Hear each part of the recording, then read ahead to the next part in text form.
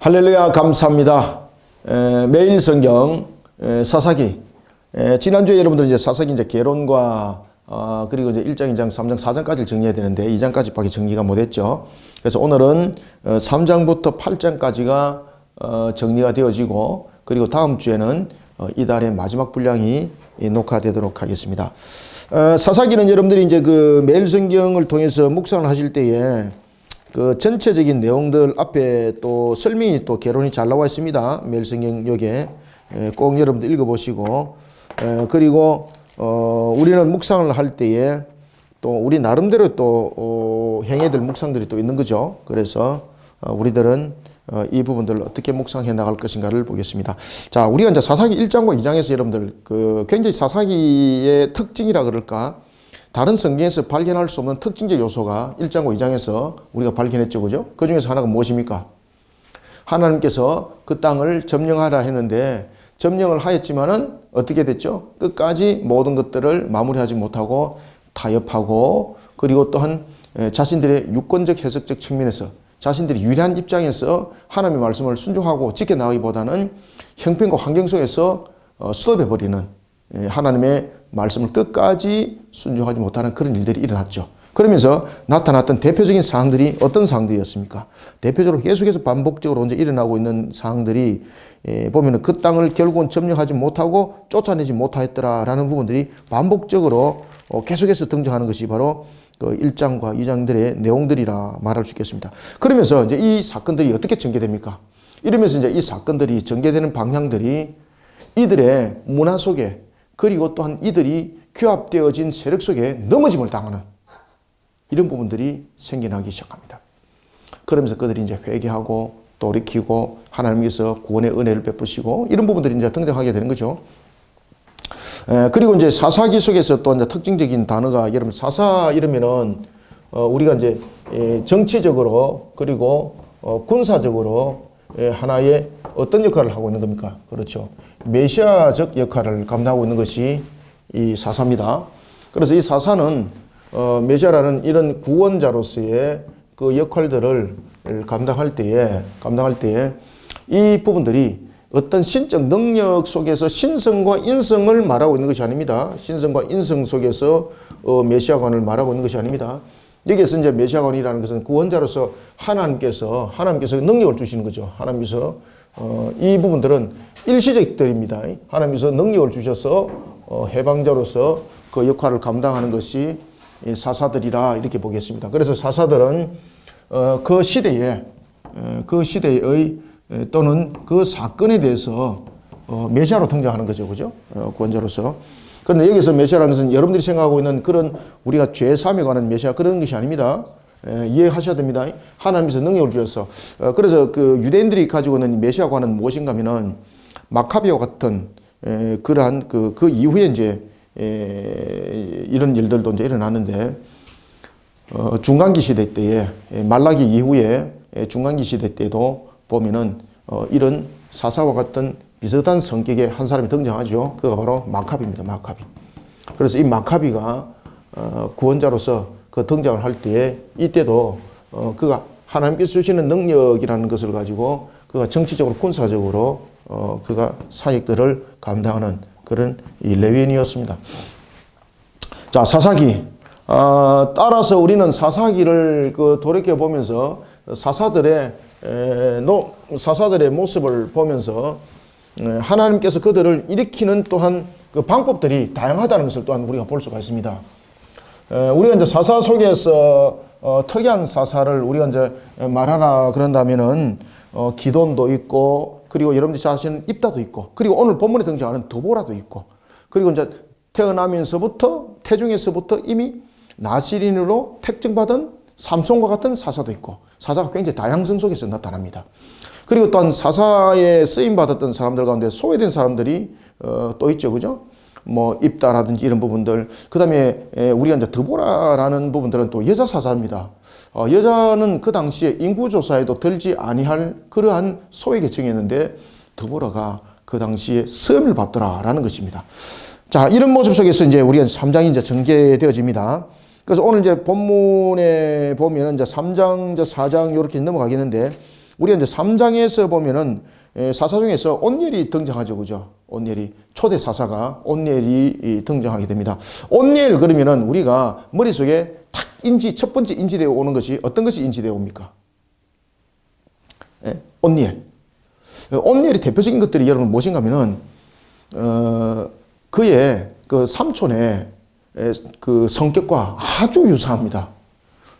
여러분들, 이 온니엘은 여러분들이 이제 잘 아시는 것처럼 이 온니엘은 이름에서도 이미 나타나잖아. 그죠? 이름에서도 나타나는 것처럼 이 온니엘은 갈렙의 조카죠. 그죠? 갈렙의 막내 동생의 조카입니다. 여기는 또 갈렙이 막내인 줄 알라. 이 갈렙의 막내 동생의 조카입니다. 막내 동생의 아들입니다. 갈렙의. 이 갈렙의 그 성격을 마치 모판처럼 닮은 사람이 온니엘이었습니다. 그 당시에 갈렙이 자신이 이제 차지했던 그 기업 속에서 한 사사들이 세워짐을 당할 때에 우리가 이제 사사기에서도 그 모습이 이제 등장하죠. 그죠? 온니엘이 더비를 칠 때에 1장에서 보면은 그가 그 갈렙이 하나의 대상물에 관해서 이야기합니다. 갈렙이 말하여 길라 세배를 쳐서 그것을 점령한 자에게는 내 딸 악사를 내어 주겠노라 라고 말할 때에 누가 여러분 났습니까? 온니엘이 나서거든요. 그래서 온니엘의 대표적인 성격, 대표적인 모습들이 뭔가 하면은 하나님께서 주시고자 했다면은 반드시 그것은 이루어진다라는 갈렙과 같은 그런 개념들을 가지고 있었던 것이 대표적인 것이 온니엘이었습니다. 그래서 이 온니엘은 보면은 참된 신앙에 순종하는 신앙의 대명사라 이를 보시면 되겠습니다. 그래서 하나님께서 초대 사사를 누구를 사용했을까요? 딱 온니엘을 쓰는 거예요. 온니엘을. 갈렙과 같은 그런 모습을 담고 있는 온니엘. 그래서 3장이 보면은 온니엘이 등장합니다. 자, 온니엘이 등장할 때에 이스라엘도 한번 보십시오. 이스라엘 자손이 여호와께 부르짖음에 왜 이런 일들이 여러분 일어났습니까? 그들이 여호와를 잊어버리고 바알과 아세라를 섬겼더라는 것입니다. 그들이 여호와를 버리고 바알을 섬겼던 이유가 무엇입니까? 그래서 우리도 보면은 여러분들 우리가 유교 세대가 있고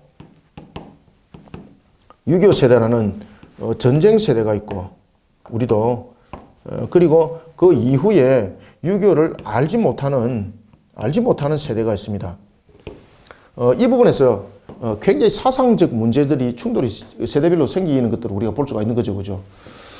지금 이제 갈렙 이후의 이 세대들은 보면은 이 정복전쟁을 알지 못하는 세대들입니다. 이 정복전쟁을 알지 못하는 세대들 속에서 일어났던 것들이 뭔가 하면은 이 믿음의 선조들이 그 가나안 땅을 총정리를 하지 못한 상태에서 지금 이들이 태어나고 이 속에서 생활을 하게 됩니다. 그죠? 생활을 하다 보니까 이들이 가지고 있는 개념 자체가 어떤 개념을 가지고 있는가 하면 유화적 개념을 가지고 있습니다. 유화적 성격을 가지고 있습니다. 신앙적 부분에서, 신앙과 문화적 부분에서 유화적 성격을 가지고 있습니다. 유화적. 이게 이제 유화적으로 될 수밖에 없는 것은 지역적 측면에서 그들이 함께 삶을 함께 살아가고 있기 때문입니다. 그렇죠. 지역적 측면에서 이방인들이 함께 살아가는 겁니다. 이방인들이. 그러니까 이런 신앙과 문화들이 유화적 측면에서 흡수가 돼버리는 거예요. 우리도 여러분들 그런 일들을 우리 많이 겪고 또 성장해왔고 그런 과정들을 우리가 또한 겪었지 않습니까?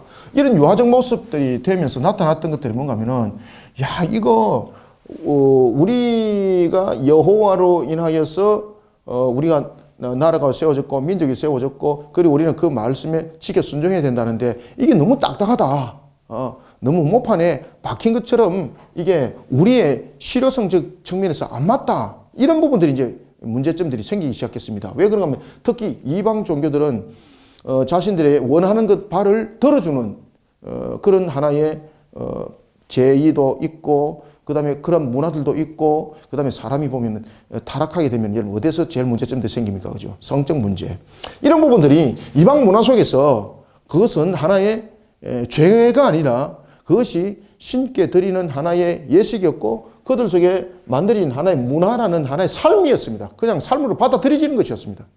그래서 우리가 이제 종교가 보면은 우리의 문화들이 발생이 어디서부터 여러분 되겠습니까? 문화라는 것은 여러 가지 환경들 측면에서 만들어지기도 하지만은 문화라는 것을 속에서 제일 먼저 발생되는 것은 종교 속에서 발생됩니다, 여러분들. 이런 부분들이. 그러다 보니까 이들이 동화돼 버립니다. 동화돼 버립니다. 그러면서 이들이 제일 먼저 나타났던 것이 뭔가 하면 여호와를 버렸더라. 여호와 하나님을 어떻더라? 버렸다라는 것입니다. 버렸다는 것이. 이 버렸다는 것은 에이 하나님 내팽개치고 이런 것이 아니라 이 속에서 어떤 무슨 문제점들이 왔다는 겁니까? 신앙과 삶에 있어서 이게 동화되어 버렸다는 얘기입니다. 동화되어 버렸다. 그래서 여호와를 버렸다는 것은 내가 이제 하나님을 안 섬길까 이게 아닙니다. 여호와를 버렸다는 것은 하나님께서 우리에게 주신 말씀에 보면은 법도와 규례가 있죠, 그죠? 이 법도와 이 규례를 지키기를 그들이 꺼려하더라는 것입니다. 왜 그런가 하면은 삶들 속에서 안 맞거든요. 그러니까 동화되어 버린 상태 속에서 이런 하나님의 법도와 규례를 지키는 것이 유아적 모습이 되어버렸다는 겁니다. 그래서 여호와를 버렸더라라고 말을 하는 겁니다. 그러면서 여호와를 버렸더라. 여러분들 잘 아셔야 될 것은 우리가 이 땅을 살아갈 때에 우리는 항상 값이라는 속에서 살아갑니다. 이 값을 인과응보적으로 여러분 생각하시면 안 됩니다. 우리는 값 이러면은 대가적 측면이라지 않습니까? 내가 지불한 만큼 오는 것 이것이 값이잖아요. 그런데 여기서 제가 이제 쓰는 값이라는 것은 어떤 대가적 측면에서 인과응보를 말하는 것이 아닙니다. 인과응보를 말하는 것이 아니라 하나님의 말씀에 대한 성취를 말하고 있는 겁니다. 하나님께서는 말씀의 성취를 이룰 때 죄는 어떻게 우리에게 말씀을 주었습니까? 반드시 무엇이 있을 것이다? 징벌이 있을 것이다. 그죠? 하나님의 말씀에 순종을 했을 때는 어떻게 할 것이다? 열매가 있을 것이다. 열매가 있을 것이다. 이 부분에 대한 부분들은 인과응보하고는 다른 것입니다. 그래서 이 값이라는 것은 신앙에서 묻는 겁니다. 신앙에서. 3장에 보면은 자, 그런 부분의 내용들이 담겨집니다. 3장에 보면은 그래서 이스라엘 백성들이 본문에 보면은 블레셋 3절, 3장 3절 블레셋에서 이 5 군주들과 모든 가나안 족속과 시돈 족속과 바알 헤르몬 산에서부터 하만 입구까지 레바논 산에 거주하는 히위 족속이라 남겨두신 이 이방 민족들로, 그죠? 남겨두신 이 이방 민족들로, 이 유화적 모습들로 이제 변해버렸다는 거죠. 이러면서 이들이 여호와를 버렸더라라는 모습들이 이제 등장하게 되는 겁니다. 6절 그들의 딸들을 맞아 아내로 삼으며 자기 딸들을 그들의 아들들에게 주었고 또 그들의 신들을 섬겼더라. 아시겠습니까? 이런 동화된 속에서 유화적 모습이 되어버렸고 그들의 신들을 문화적 측면에서 받아들이는 겁니다. 아시겠습니까? 자, 이런 속에 그들에게 값이 주어지는 것이죠. 그들의 값이 바로 어떤 값이었습니까? 하나님 목전에서 악을 행함으로 7절 하나님 여호와를 잊어버리고 바알들과 아세라를 섬기니라. 이 일로 인해서 그들인 하나님의 진노 속에 그들은 값을 지불하게 되는 것이죠. 보면은 이스라엘 자손이 구산 리사다임을 8년 동안 섬겼더니 여기서 섬겼다는 것은 어떤 의미입니까? 완전 종살이 그죠? 조공을 바치고 이런 모습들이 되는 겁니다. 자, 이런 상태 속에서 그들이 하나님께 부르짖습니다. 회개함이 일어날 때에 하나님께서 누구를 세웠습니까? 온니엘을 세웁니다. 온니엘. 왜 온니엘을 세웠습니까? 앞에도 제가 말씀드렸죠. 온니엘이 가지고 있는 가장 대표적인 것들이 자기 온니엘의 큰아버지라고 말할 수 있나? 그죠? 우리로 보면 족보로 따진다면은 온니엘이 갈렙의 막내 동생의 아들이니까, 그죠? 삼촌이라는 개념은 안 맞죠, 그죠? 삼촌이라는 것은 아버지보다도 밑에 있는 아버지 형제를 말하고 있고, 그래서 갈렙의 그러한 신앙들을 매우 많이 닮은 사람이었습니다. 그래서 하나님의 약속을 믿는 믿음 속에 세워진 자, 그를 하나님이 세웠던 겁니다. 이 당시에 뭐 온니엘보다도 더 뛰어난 사람이 세상적 측면에서 한 있었겠습니까? 그런데 하나님께서 구원하시기 위해서 누구를 세웠습니까?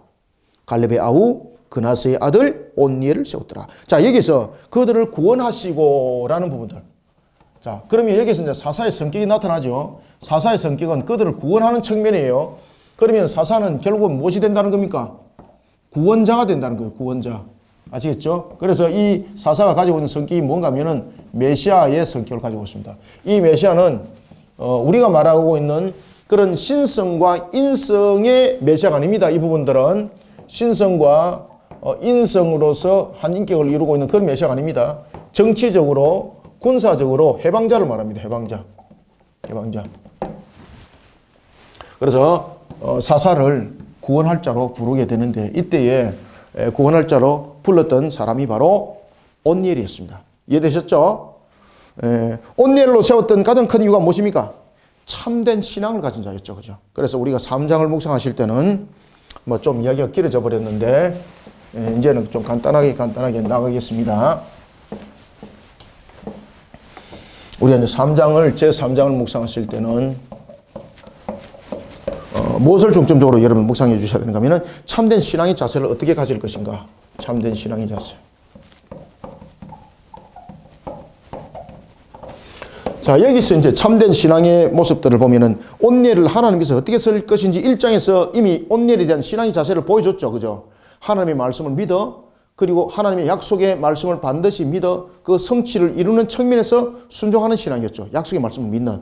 따라서 우리가 온니엘이 하나님으로부터 씀을 받았고, 그 다음에 온니엘 이후에 에훗도 씀을 받습니다. 여러분들이 잘 아시는 것처럼 에훗은 일종의 이제 소외된 한 사람이었죠. 왼손잡이. 왼손잡이라는 것은 이 하나의 오른손이 하나의 축복이라면은 왼손은 그 반대편입니다.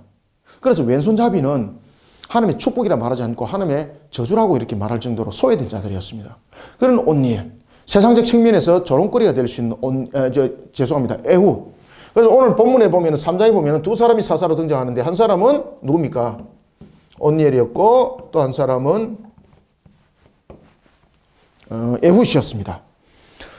이런 에훗, 세상적 측면에서 가치를 돌아보는 것이 아니죠. 그러나 이런 부분에서 이제 공통적으로 나타나는 그 사사들의 특징들이 바로 뭔가 하면 참된 신앙의 자세를 가졌을 때 하나님께서 그들을 썼다는 이야기입니다. 아시겠습니까? 썼다는 겁니다. 따라서 우리는 3장을 묵상하실 때 제일 먼저 첫 번째는 하나님의 약속의 말씀에 대해서 순종하는 신앙의 자세를 길러내야 된다.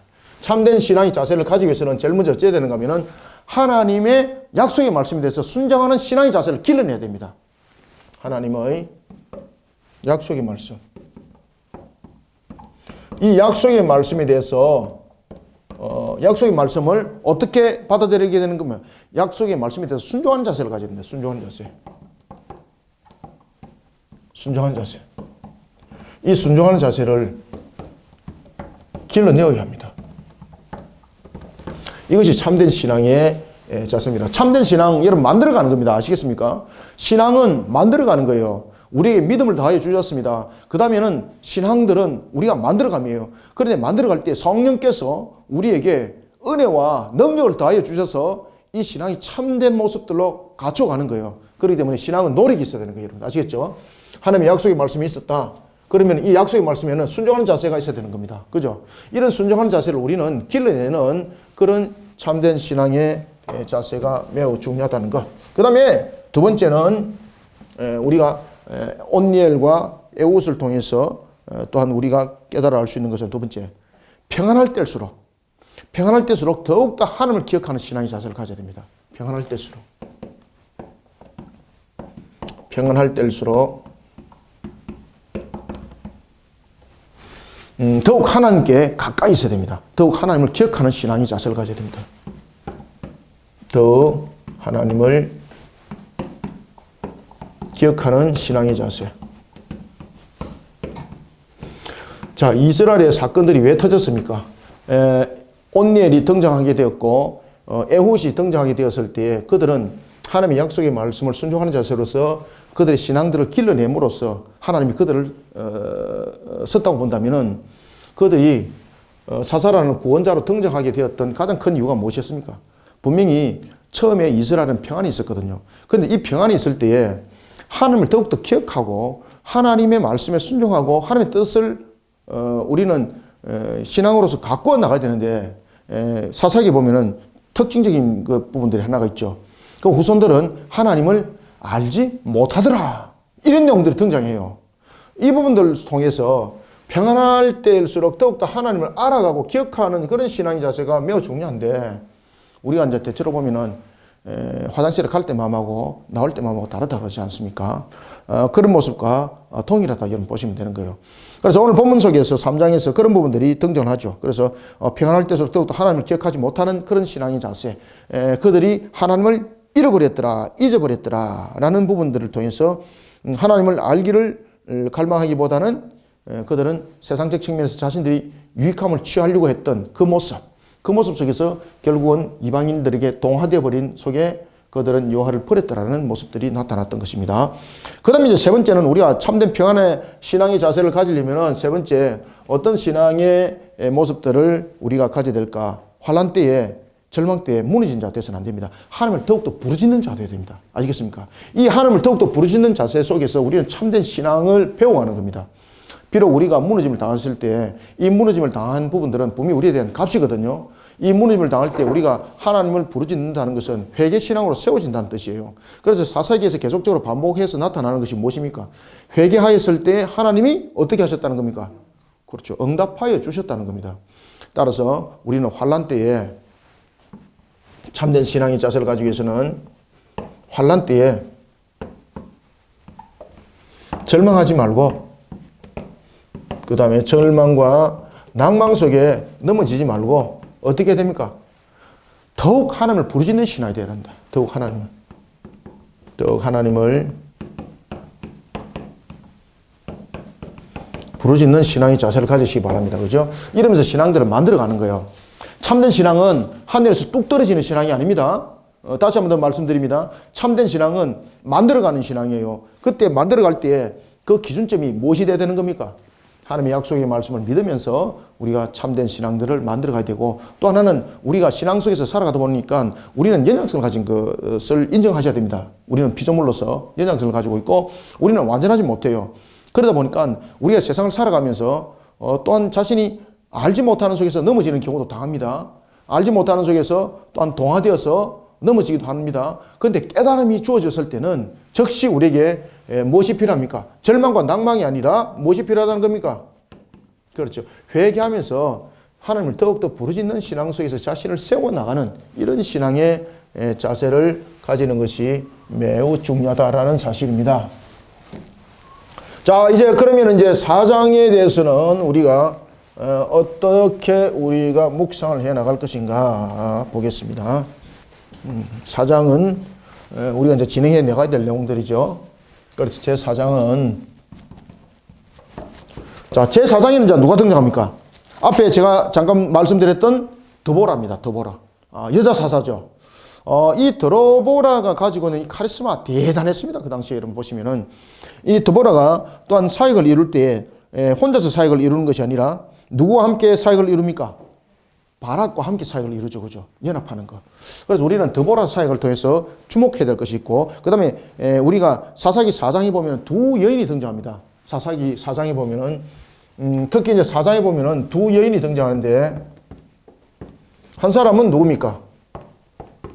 드보라. 또 한 사람은 누구예요? 본문에 보면 17절 보십시오. 시스라가 걸어서 도망하여 갠 사람 헤벨의 아내 누구의 장막에? 야엘의 장막에 이르렀으니 라고 이 부분들을 우리에게 말씀을 주고 있습니다. 그래서 아내, 헤벨의 아내 이름이 무엇이었죠? 헤벨의 아내 17절 야엘이죠. 그죠? 야엘이 등장합니다. 야엘. 드보라와 야엘의 공통점이 무엇입니까? 첫 번째는 여인이었다는 이야기고, 그 다음에 이 여인들의 공통적 특징들 가운데서 하나가 뭔가 하면요, 하나님 안에서 연합을 이루는 자입니다. 하나님 안에서 연합을 이루는 자. 그래서 우리는 하나님 안에서 연합을 이룹니다.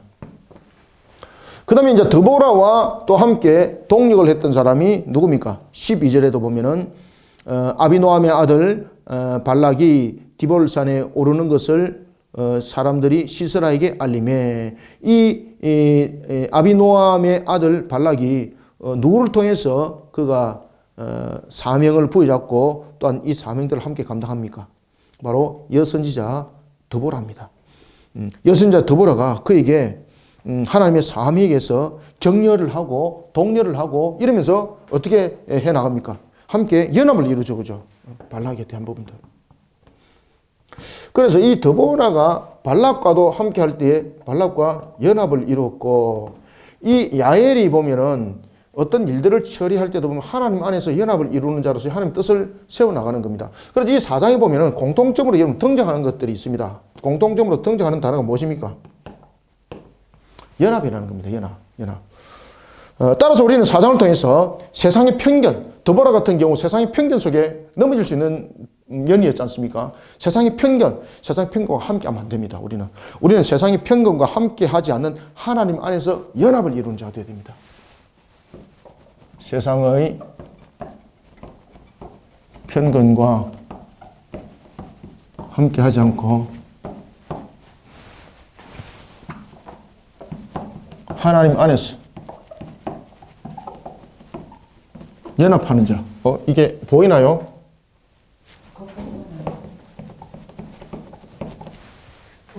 네. 여기까지 보이나요? 연합하는 자. 하나님 안에서 연합하는 자. 자, 그럴 때 우리가 4장은 사제적 측면에서 우리가 이제 묵상을 한번 해봅시다. 자, 문제에 대한 해결은 드보라도 마찬가지고 야엘도 마찬가지고 발락도 마찬가지고 이 세 사람들이 지금 문제 해결을 하는 걸 한번 보십시오. 문제 해결을 할 때에 그 적장들을 제거할 때에 이들이 자신의 능력으로 했나요? 아니면 하나님의 손에 달려 있었나요? 항상 여러분들 관심을 줘야 될 것은 우리가 세상의 편견과 함께하지 않는 하나님 안에서 연합을 이루기 위해서는요. 모든 문제는 하나님의 손에 달려 있다는 것을 먼저 알아야 됩니다. 모든 문제는 어디에 있다는 겁니까? 하나님의 손 안에 있다는 것을 우리가 인지하셔야 됩니다.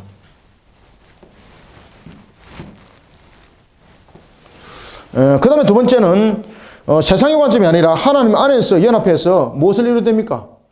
여러분들, 이 연합이라는 것은 어떤 의미를 가지고 있나요? 하나를 이룬다라는 의미를 가지고 있죠. 이런 부분들. 따라서 우리는 세상의 관점이 아니라 하나님 안에서 연합하여서 하나를 이루는 사역을 펼쳐나가야 됩니다. 하나님 안에서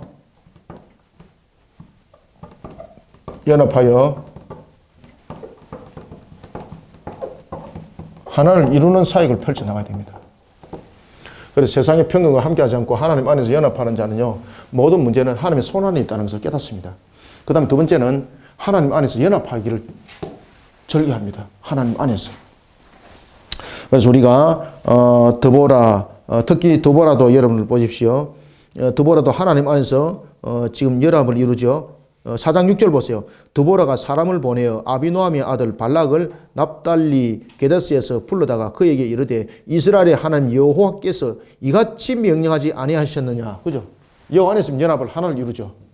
중요한 겁니다. 여호와 안에서 하나를 이룰 때 그 편견은 사라져요. 지금 드보라가 여인이잖아요. 그럼에도 불구하고 그 당시에 이 여인이 그냥 갑자기 나타난 것이 아니라 평소 때도 드보라가 사실은 영향력을 끼치고 있는 그런 카리스마적 하나의 역할들을 해왔다는 것이죠. 그렇지만 사사로 쓰임받기까지는 사실은 세상의 편견이 함께했던 것인데 그 편견이 하나님 안에서 연합으로 전부 다 소멸되는 겁니다. 그래서 우리는 어떤 세상의 편견에 무너짐을 당하지 않기 위해서는 하나님 안에서 항상 연합을 이루어야 됩니다. 공동체도 마찬가지고 하나님 안에서 연합을 이루고 우리가 또한 세상을 살아갈 때 삶을 살아가는 방식도 마찬가지입니다. 하나님 안에서 연합을 이루어서 삶들을 자꾸 만들어가는 그런 속에 우리가 삶을 개척해 나가는 것이 또한 우리에게 기쁨이 있기도 합니다. 왜? 하나님에서 연합을 이룬 자 성리하게 되어 있거든요. 그죠?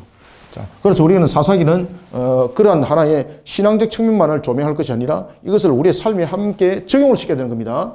그 다음에 이제 세 번째는 무엇을 여러분들 우리가 또한 묵상을 해야 될까요? 하나님 안에서 연합을 이루는 자. 하나님 안에서 연합을 이룰 때에 드보라와 발락과 야엘에게 나타났던 공통적 상이 무엇이었습니까? 공통적 상이 무엇인 건 헌신하는 자세입니다. 헌신하는 자세. 야엘이 시스라를 제거할 때 얼마나 두렵겠습니까? 그죠? 물론 이제 야엘과 시스라는 그전에 잘 아는 사이였거든요. 그래서 시스라가 야엘에게 도망갔습니다. 자, 19절. 시스라가 그에게 말하되 청하노니 내게 물을 조금 마시게 하라. 잘 아는 사이였다는 것이죠. 이곳에 숨으면 살 수 있다라는 것이었죠. 그래서 우유부대를 열어서 그 사람에게 주고 편안함이 잠을 잤을 때에 머리에 말뚝을 박아서 제거하는 거죠. 이 속에서 여러분들 그가 얼마나 두렵겠습니까? 그죠? 그런데 우리는 항상 기억해야 될 것은 하나님 안에서 연합을 이루게 되면요, 우리에게 하나님께서 거룩한 열심도 줘요. 거룩한 용기도 줘요. 이런 부분에서 헌신된 자세를 반드시 가져야 됩니다. 드보라도 마찬가지고 발락도 마찬가지고 야엘도 마찬가지고 이런 속에 공통점들이 있는 겁니다. 그래서 세 번째로 묵상할 것은 하나님을 향한 거룩한 열심. 하나님을 향한 어떤 열심? 그렇죠. 거룩한 열심. 하나님을 향한 거룩한 열심과 용기를 가져야 됩니다. 거룩한 열심과 용기를 지닌 어떤 자세? 그렇죠. 헌신된 이런 자세를 가질 필요가 있다. 자, 그 다음에 이제 제5장을 우리는 어떻게 묵상할 것인가? 제5장 봅시다. 자, 제5장에는 이제 누가 등장합니까? 드보라와 발락이 하나님께서 승리하게 하신 것에 대해서 찬양을 하죠. 그죠? 그래서 드보라의 찬양이 있고 이런 부분들, 드보라가 여러분 찬양을 쭉 하는 걸 보십시오. 드보라가 처음에 이제 찬양할 때 이날에 드보라와 아비노함의 아들 발락이 노래하여 이르되, 첫 번째, 이스라엘의 영솔자들이 영솔하였고 백성이 즐거이 헌신하였으니 여호와를 찬송하라. 그러면서 여호와께서 4절, 여호와여 주께서 세일에서부터 나오시고 에돔들에서부터 진행하실 때 땅이 진동하고 하늘이 물을 내리고 구름도 물을 내렸나이다. 자, 여기서 지금 이제 드보라와 그리고 바락의 부분에 하나님을 찬양하는 이 찬양을 통해서 드러나는 것, 모든 영광을 여러분들 하나님께 올려드리는 신앙이 중요합니다. 모든 영광을 하나님께 올려드리는 신앙. 여러분들 5장을 묵상하면서 제일 먼저 머릿속에 딱 떠오르는 게 누가 떠올라요? 5장을 딱 묵상할 때 드보라가 지금 사건 처리를 다 하고 난 뒤에 하나님의 승리를 지금 노래하는 거잖아요. 다윗 그 이전에 지금 여인이잖아요. 여인 드보라가 하나님께 영광을 올려드렸던 찬양을 했던 대표적인 여인이 누구였습니까? 모세의 누나 미리암. 그죠? 미리암이 기억이 나죠? 홍해를 건넜습니다. 적들을 완전히 물리쳤잖아요. 승리를 직접 목격을 했습니다. 그러면서 모든 영광을 지금 하나님께 돌릴 때에 여러분 잘 아시는 것처럼 미리암이 소고를 치면서 춤을 추면서 하나님을 찬양하면서 기도하죠. 그것이 내용이 실려있죠. 그죠? 그러한 내용들 얼마나 여러분을 기쁘겠습니까? 모든 영광을 하나님께 돌리는 신앙, 이 속에 드보라와 바락이 있었던 겁니다. 그래서 우리는 무엇보다 중요한 자세는 여기까지 이겼습니다. 하나님께서 주시는 승리를 우리는 보았습니다. 그러면 하나님께 영광을 돌리는 자세까지 함께 겸비를 해야 될 필요가 있습니다. 신앙에 우리가 겸손하지 못함이 어디서 나타나죠? 결국은 하나님께서 이기게 하심을 자신의 승리로 쟁취하는 부분에서 문제가 생기게 되었던 것이죠. 이런 속에서 넘어진 자들이 얼마나 많습니까?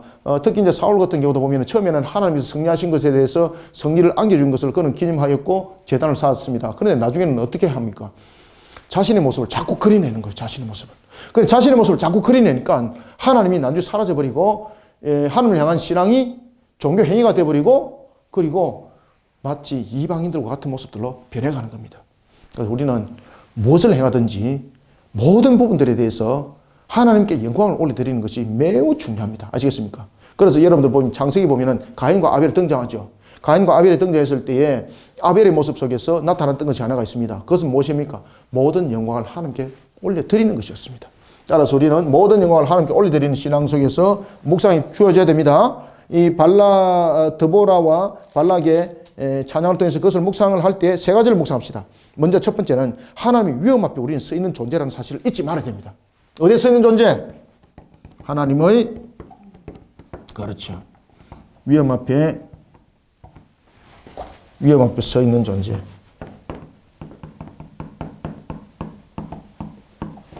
하나님 위엄 앞에 서 있는 존재라는 것을 잊지 말아야 됩니다.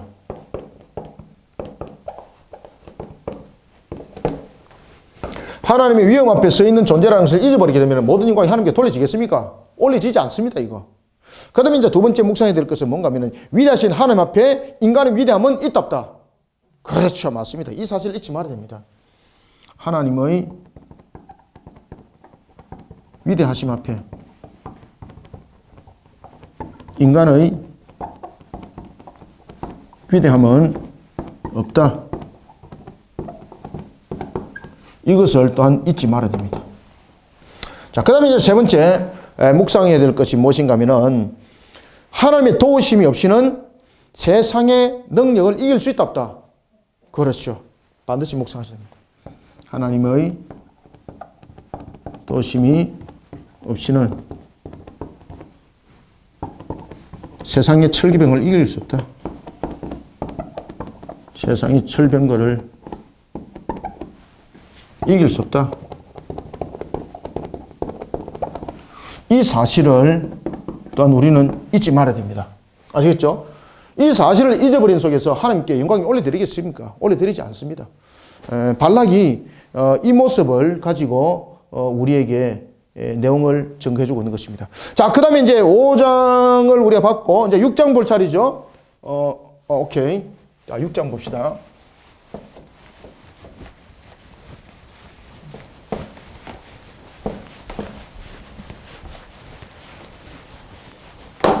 자, 그러면은 제 6장은 우리가 이 부분들이 옆에 보이나요? 한번 보세요. 제 6장은 우리가 무엇을 우리가 묵상하면 좋을까? 여기서 이제 등장하는 사사가 누굽니까? 6장에서 6장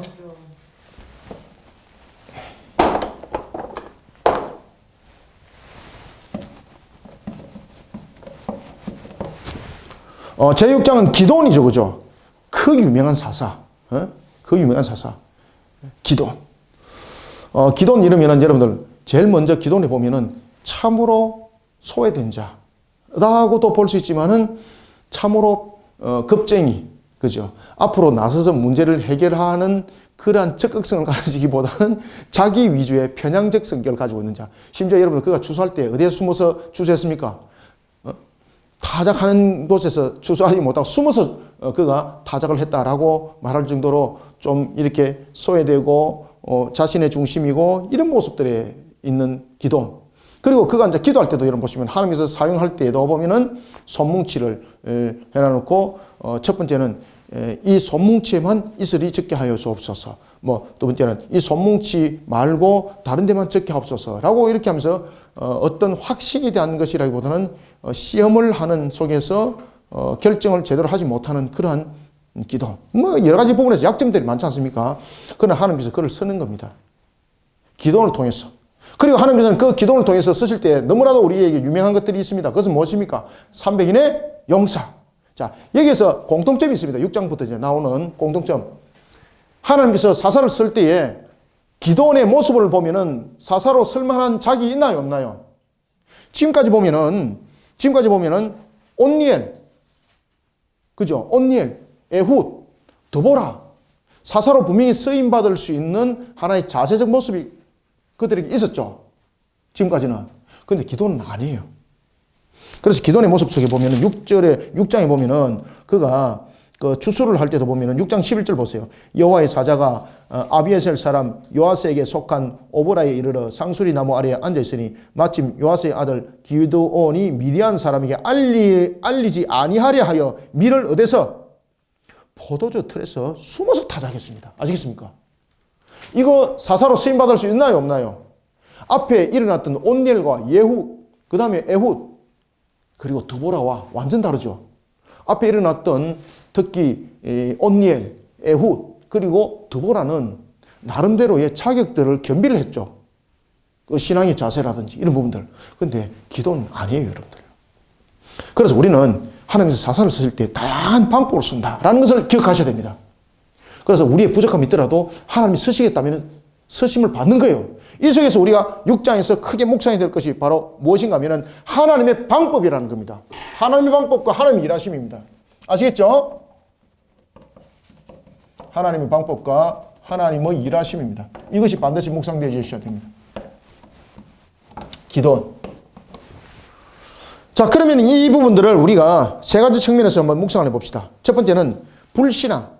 불신앙을 회개하는 부르짖음 앞에 나타나는 반응. 하나님 즉각적이었죠. 그런데 하나님의 방법은 무엇이었습니까? 그에 대해서 반드시 함께 계산했다는 겁니다. 그래서 저와 여러분들이 잊지 말아야 될 것은 하나님의 방법과 하나님의 일하심 속에서는요, 반드시 불신앙은 값이 있다는 것을 기억해야 됩니다. 불신앙에는 반드시 하나님 방법과 하나님 일하심을 통해서 불신앙에는 반드시 여러분 그 값을 하나님께서는 물으시고 일하세요. 아시겠습니까? 이게 하나님 방법이에요. 그래서 우리가 즉시 회개할 때는 그 회개로서 끝나는 것이 아니라 우리의 죄 값이 있어요. 그런데 하나님은요, 그것을 통해서 벌하여서 멸함을 안 해요. 그것을 통해서 회초리가 되게 하신데 그 회초리가 나중에 열매가 되게 만들어요. 그래서 하나님의 신앙 속에서 우리가 바르게 세워지는 것은요, 회개함도 그 속에 열매가 있습니다. 그러니까 회개함 속에서 무너짐이 아니에요. 그러니까 우리가 회개 신앙이 얼마큼 중요한가 반드시 아셔야 됩니다. 하나님은 그 회개에 대해서, 회개라는 것은 그 죄에 대해서 분명히 값을 묻는 것인데, 이 값을 묻는 것을 통해서 무너뜨림이 아니에요. 새롭게 만들어가는 것. 이해되셨죠? 그죠? 재생산, 재창조, 이런 부분들이 그 속에서 일어나는 거예요. 그러니까 하나님께서 우리에게 지적할 때는 그 신앙에 대해서 즉시 회개하는 것이 그 열매가 거기 있는 거예요. 두려워할 필요가 없는 거예요. 아시겠죠? 그죠? 그런 자세가 굉장히 중요하다. 불신앙에는 반드시 값이 있다. 그런데 이것이 진정한 신앙이 되었을 때 하나님께서 어떻게 일하십니까? 열매로 응답한다니까, 열매로. 이해되셨죠? 그 다음에 하나님 방법과 하나님의 일하심을 통해서 두 번째 여러분 알아야 될 것은 뭔가 하면은 하나님께서는 하나님 방법과 하나님 일하심은요, 그 사람의 능력을 가지고 일하는 경우도 있지만은 하나님께서는 그 일꾼을 세울 때에 능력이 아니라 신앙으로 모든 것을 이루어갑니다. 하나님 방법과 하나님 일하심은 그 사람의 능력이 아니라 무엇을 이루어간다? 그의 신앙을 세워서 그 사람의 신앙을 세워서 모든 것을 이루어갔어요.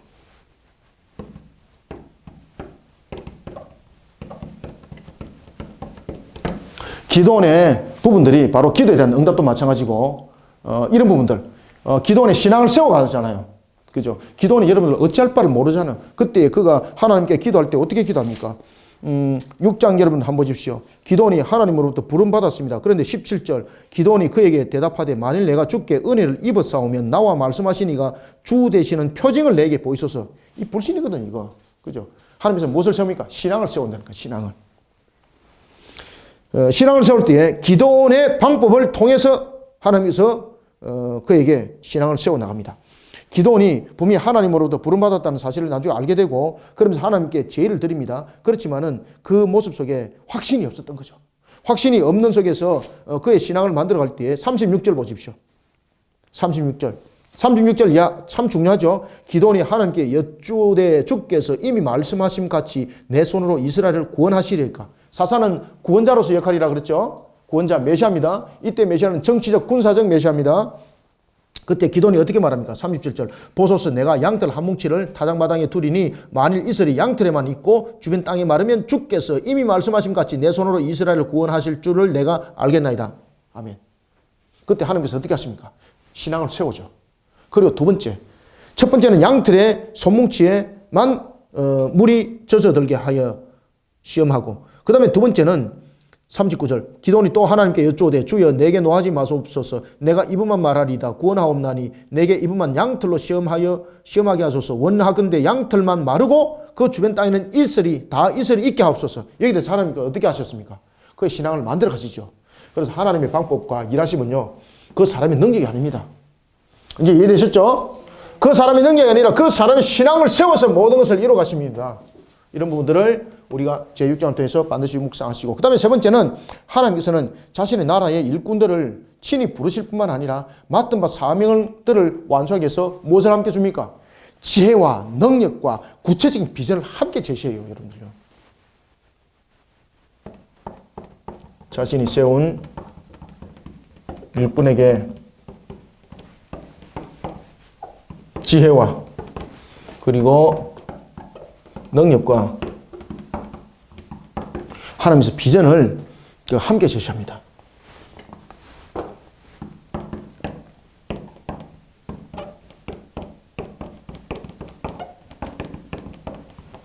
그래서 하나님 방법과 하나님 일하심이라는 속에서 오늘도 우리의 자세는 나의 모습들은 어떤 모습인가라는 것을 잘 우리가 삼가 묵상을 해 나가야 되겠습니다. 자, 그러면서 이제 제7장을 봅시다. 제7장. 자, 제7장에도 여전히 여러분들 누가 등장합니까? 기돈이죠. 그런데 제6장과 제7장에서 다른 부분이 등장합니다. 제7장 속에서는 보면은 굉장히 삼각적 관계가 이제 등장합니다. 제7장에서 여러분들이 잘 아시는 봅시다. 자, 7장 5절 이하 보십시오. 5절 이하에 보시면은 특히 6절 손으로 움켜 입에 대고 핥는 자의 수는 300명이요 그 외의 백성은 다 무릎을 꿇고 물을 마신지라. 하나님께서 300명을 쓰는 거죠. 처음에 이곳에 온 사람들이 몇 명이었습니까? 처음에 이곳에 온 사람들이 보십시오. 3절 보십시오. 이제 너는 백성의 귀에 외쳐 이르기를 누구든지 두려워 떠는 자는 길르앗 산을 떠나 돌아가라 하라 하시니 이에 돌아간 백성이 몇 명이더라? 22,000명이요. 남은 자는 몇 명? 10,000명이 있더라. 처음에 몇 명이 왔습니까? 32,000명. 처음에는 32,000명이었는데 여기서 몇 명이 남습니까? 근데 300명이 남는데 이 300명이 어떤 자들이었습니까? 하나님의 음성에 민감한 자들입니다. 하나님의 음성에 민감한 자들. 주변을 항상 이렇게 경계하는 자들. 처음에 남은 자들 가운데서는요, 전부 다 자기 능력입니다. 자기 능력. 자기 능력이 탁월한 자들이었습니다. 하나님께서 안 쓰는 겁니다. 이런 300명의 기돈의 용사를 통해서 또한 증명해주고 있고, 그리고 7장에서는 또 극단적 측면에서 보면은 기돈의 마지막 모습들입니다. 기돈이 보면은 처음과 같지 않죠. 기돈이 나중에 탐욕 속에 빠지게 되는 거죠. 그러면서 그의 가족들 모습 속에서도 불신앙 속에 젖어들게 되고, 그러면서 온 가정이 나중에 몰락을 당하게 되는 그런 일들이 일어나게 되는 겁니다. 자, 봅시다. 7장 어디를 보시는가 하면은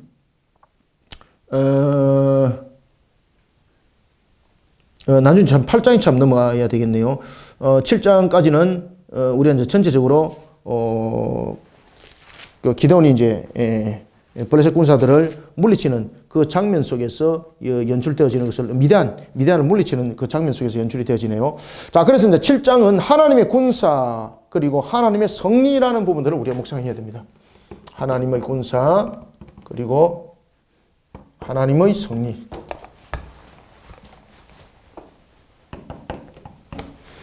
이 속에서 우리는 세 가지를 묵상합시다. 첫 번째는 하나님의 나라 군사는 오직 누구만을 의지해야 됩니까? 그렇죠. 하나님 나라 군사는 오직 하나님만을 의지해야 된다는 겁니다. 하나님 나라의 군사는 오직 하나님만을 의지해야 된다. 그것이 하나님의 나라 군사고 그 속에 하나님의 승리가 있다. 오직 하나님만을. 이런 속에 우리는 어떻게 나의 모습이 세워졌는가를 함께 묵상하시고, 두 번째는 하나님 나라 또한 군사입니다. 하나님 나라 군사는 하나님께서 함께 하신다는 확신이 있어야 되는 거죠. 그죠? 두 번째는 하나님 나라 군사는 무엇이 있어야 됩니까? 하나님께서 함께 하신다는 확신. 이 속에서 하나님께서 승리의 역사를 일으킵니다. 기돈의 300인의 용사. 오직 하나님만을 의지하는 부분들. 그래서 그들에게 주어질 때에 세 가지 도구가 주어집니다. 그 세 가지는 무엇입니까? 나팔, 빈 항아리, 그리고 횃불. 16절 한번 읽어봅니다. 시작. 300명을 세대로 나누어 각 손에 나팔과 빈 항아리를 들리고 항아리 안에는 횃불을 감추게 하고, 그러면서 이제 미디안과 아말렉의 동맹군들을 무찌르게 하시죠.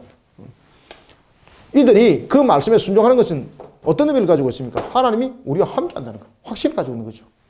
이 300인의 용사들이 가지고 있는 것은 뭐 다른 도구가 아니었습니다. 그들이 가지고 있는 것은 방금 여러분들 읽었던 16절처럼 나팔이었습니다. 나팔이 여러분들 그 나팔 불면은 뭐 상대가 넘어지고 그런 신비한 도구인가요? 아니죠. 그냥 나팔은 소리를 낼 뿐이에요. 그 다음에 두 번째는 무엇입니까? 빈 항아리. 빈 항아리는 말 그대로 아무것도 없는 거예요. 그 다음에 횃불. 그런데 하나님은 이것을 통해서 역사를 일으킵니다. 이 도구들은 세상적 측면에서는, 자, 여러분 잘 보세요. 이 도구들은 세상적 측면에서는 승리할 수 있는 조건이 있나요, 없나요? 승리할 수 있는 조건이 아무것도 없습니다. 그런데 하나님의 군사는 하나님이 승리하게 하십니다. 어떻게? 하나님을 의지하라는 겁니다. 그죠? 이 세 가지 도구가. 그리고 하나님께서 함께 한다는 것을 확신하는 겁니다. 그래서 이 항아리를 깨뜨리고 나팔을 불 때 이것을 듣는 이로 하여금 어떤 소리로 듣게 하는 겁니까? 대군사들이 몰려오는 그 음성으로 듣게 만드는 거예요. 그래서 우리는 7장을 묵상하면서 마지막으로서는 하나님 나라 군사는 어떤 자세를 가져야 되는가? 하나님 나라 군사는 하나님 말씀에 대해서 순종으로 그 결실을 맺어야 됩니다. 하나님 나라 군사는 무엇으로? 순종으로 그 결실을 맺어야 합니다. 아시겠죠? 그죠? 이것이 7장에 대해서 묵상되셔야 됩니다. 성경 공부를 이제 하게 되면 이제 이런 부분에 대해서 보다도 이제 상세하게 말씀을 드리겠는데, 뭐 간략하게 제가 이제 말씀드린 것은 그렇게 묵상을 해 나가자는 겁니다. 그래서 미디안을 물리쳤을 때 미디안과 아말렉의 연합군, 그들에게는 참으로 두려움의 대상이었습니다. 심지어 기도는 타작할 때 포도주 틀 안에 숨어서, 그죠? 숨어서 타작할 정도로. 특히 이제 미디안의 이 적들이 추수 때 되면은 찾아와서 그 수확을 싹 다 빼앗아 가버리는 거죠. 얼마나 두려움의 대상이었습니까? 그런 것들을 상대해서 이긴다는 것, 자신들에게는 자신이 없는 것이죠. 그래서 하나님께서는 그들을 하나님의 군사로 세워서 승리하게 하십니다. 그래서 그것이 바로 300인의 용사입니다. 우리는 하나님의 군사가 되지 못하면요, 하나님의 승리로서 승리를 거두지 못하면 세상에서 우리는 이길 수 있는 조건들이 아무것도 없습니다. 세상은 우리보다 강합니다. 마귀는 우리보다 강합니다. 그래서 7장은 하나님의 나라의 군사라는 자세로서 묵상하셔야 됩니다. 자, 그 다음에 이제 제8장, 오늘 이제 마지막 묵상해야 될 것은 제8장은, 자, 봅시다. 제8장은 제가 이제, 앞에서도 이제 말씀드렸던 것처럼 기도원이 나중에 이제 어떤 모습이 되나요?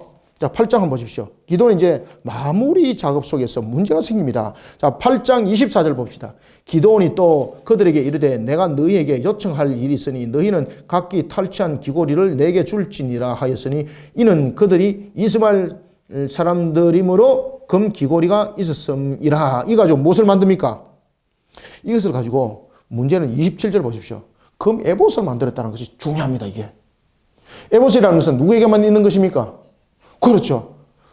기도원이 여러분들 사사였지 제사장이었나요? 아니죠. 그가 왜 에봇을 만들었을까요? 기념하기 위해서? 아니에요. 모든 것을 자신에게 집결시키기 위해서. 심지어 제사장의 가야 될 문제까지 자신에게 집결시키기 위해서. 이것이 이제 스스로 우상화를 만들어갔던 겁니다. 에봇이라는 우상. 이 속에서 온 자녀들이 함께 동화돼 버리는 거죠. 그러면서 자녀들이 얼마나 타락합니까? 그죠? 자, 27절. 기도원이 그 금으로 에봇 하나를 만들어 자기의 성읍 오브라에 두었더니 온 이스라엘이 그것을 음란하게 하기 위하여 타락하는 거죠. 그것이 기도원과 그 집의 올무가 되니라. 아멘. 그러면서 그 아들들이 어떻게 됩니까? 그 아들들이 기도원이 30절. 기도원이 아내가 많음으로, 이 아내가 많았다는 것이 벌써 또 불신앙이죠. 아내가 많음으로 그의 몸에 낳은 아들이 몇 명 있더라? 70명. 이 70명이 다 어떻게 됩니까? 자기들끼리 죽인다니까요. 자기들끼리. 그 사건이 나중에 밑에 나타나는 9장에서 어떤 사건입니까? 아비멜렉 사건으로 이 모습들이 나타났던 것입니다. 자, 우리는 이런 모습을 통해서 8장에 끝까지 하나님 안에서 바라보는 신앙이 되어야 됩니다. 아시겠죠? 끝까지 하나님만을 바라보는 신앙이 되어야 되는 거예요. 끝이 중요해요. 끝까지 하나님만을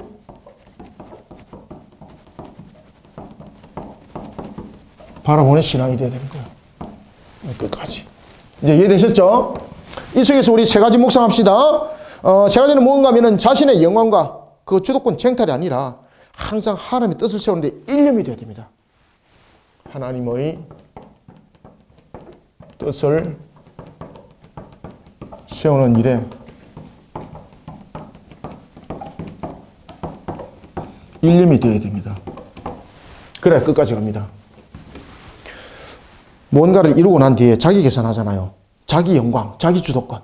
기도원이 말년이 그랬지 않습니까? 자기 영광, 자기 기득권. 그러면서 자신의 아들 70명 전부 다 자기 기득권이었지 않습니까? 우리는 하나님의 뜻을 세워나가는 일에 일념해야 됩니다. 그래야만이 무너짐을 안 당합니다. 마귀는요 얼마나 여러분 강한지 모릅니다. 그래서 마귀는 공주의 권세를 잡은 마귀는 우는 사자처럼 우리를 삼키려고 두루 찾아다닌다라고 베드로도 우리에게 가르쳐주고 있지 않습니까? 그죠? 베드로전서 속에서. 이런 모습 속에 우리는 하나님 뜻을 세우는 일에 끝까지 일념해야 되는 거예요, 여러분들요. 빈틈을 보면 안 됩니다, 여러분들. 기돈처럼 잘 쓰임 받다가 결국은 무너짐을 당하는 거예요, 여러분들. 자, 그 다음에 이제 두 번째, 하나님 나라 사이에 대해서는요, 어떤 부분도, 여러분, 기돈이 왜 이렇게 타락했을까요? 재물에 대한 욕심, 권력에 대한 욕심, 그죠? 그래서 우리는 하나님 나라 사이에 대해서 어떤 모습으로도 탐욕이 자신을 다스리지 못하도록 해야 됩니다. 하나님 나라 사역에 대해 탐욕이 자신을 다스리지 못하도록 해야 됩니다.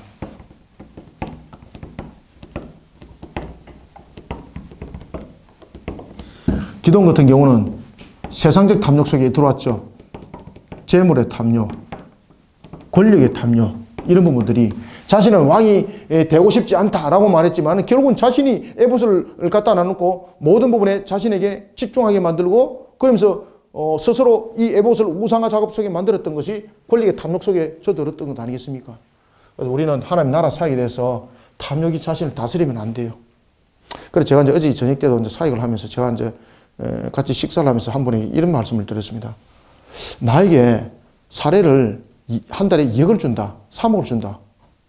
굉장히 큰 돈이다. 근데 나에게는 2억과 3억과 3억, 4억, 4억이 내 데는 의미가 없다. 지금 나에게 그 돈을 줘도 나는 아무 감각이 없다. 나는 아무 감각이 없다. 솔직하게. 그것을 어떻게 하나님 나라를 위해서 쓸까를 더 많이 고민하게 된다. 나는. 그래서 저 같은 경우도 그렇게 바뀌었다 보시면 됩니다. 아시겠습니까? 이렇게 바뀌기까지는 그런 과정들도 많이 있었겠죠. 우리는 끝까지 하나님만을 바라보는 신앙이 되어야 됩니다. 이거 무너지면 끝장나는 거예요. 그 다음에 세 번째는 마지막으로 공동체와 가정입니다. 공동체와 가정 속에서 유산과 유물을 무엇을 물려줘야 되겠습니까? 그렇죠. 신앙과 십자가입니다. 신앙과 십자가. 가정과 공동체의 유산과 유물은 무엇이 되어야 됩니까? 바로 하나님을 위한 신앙, 하나님을 위한 신앙과 십자가 신앙이 되어야 됩니다. 이 신앙 되지 못하면 여러분 끝에 다 무너집니다, 여러분들. 자, 그래서 이 부분들을 여러분들이 매일 성경을 잘 묵상하시고요. 그리고 또 다음 주에는 남은 부분들을 함께 묵상하도록 하겠습니다. 자, 여기까지 여러분 묵상 잘 하시고 또 다음 주에 뵙도록 하겠습니다. 감사합니다. 수고하셨습니다. 기도하겠습니다. 살아계신 아버지 하나님, 주께서 베푸시는 은혜를 감사드립니다. 오늘도 우리를 붙들어 주시고 이끌어 주시고 인도하여 주시고 하나님의 선한 목적을 이루어가기에 부족함이 없도록 은혜 담비를 부어 주옵소서. 우리가 매일 성경을 통해서 사사기를 묵상합니다. 하늘의 장막을 열어주시고 묵상하는 우리 모든 이들에게 은혜 담비 복된 소낙비 부어 주옵소서. 예수님의 이름으로 기도드립나이다. 아멘.